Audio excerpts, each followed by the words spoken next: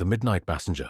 The fare. It was a foggy Friday night when Samir, a night shift cab driver, picked up a last-minute request just before midnight. He'd driven these roads outside the city for years, but something about this booking felt off. The pickup location was listed as Black Hollow Road, an old stretch of highway rarely used anymore. Locals called it Dead Man's Bend because of how often accidents happened there. Samir almost declined the ride, but bills don't pay themselves. He turned onto the empty road, headlights cutting through the mist. That's when he saw her, standing alone by the roadside, wearing a white sari, her face shadowed by the dim light. She didn't wave or move, just stood there. He pulled up and rolled the window down. Right for Mira, she gave a slow nod and slipped into the back seat without a word. The door closed so softly, he almost didn't hear it. The air inside the car turned cold, like the AC had kicked on full blast, except it was off. Samir checked the mirror. She sat perfectly still, hands folded in her lap, eyes fixed ahead.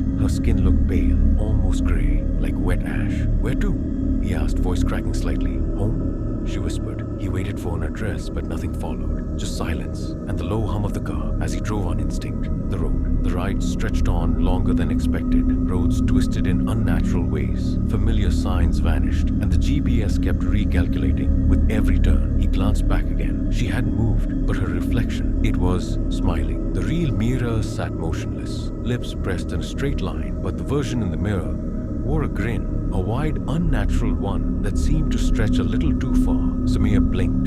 The reflection returned to normal. Maybe he was just tired, but then he noticed the rear-view mirror wouldn't adjust anymore. It locked onto her face, no matter how he tilted it, and her reflection kept staring right back at him, even when her real eyes were closed. The streetlights ahead began to flicker, then fade entirely.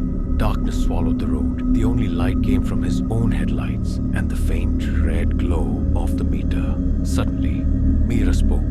"Do you know what happened here?"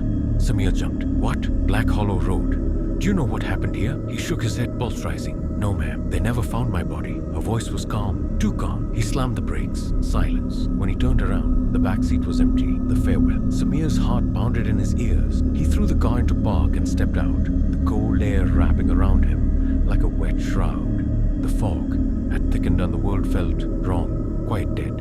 Then a voice, whispering just behind his ear. "Help me." He spun around. Nothing, but in the rearview mirror, he saw her, standing just behind him, eyes hollow, dress soaked in something dark, hands outstretched. "Please," she said, "they buried me under the bend. I just wanted to go home." Something in her voice struck him, not fear, but sorrow, a deep, endless sadness. Against all logic, he nodded. "Tell me how," he whispered, in a vision that wasn't a dream.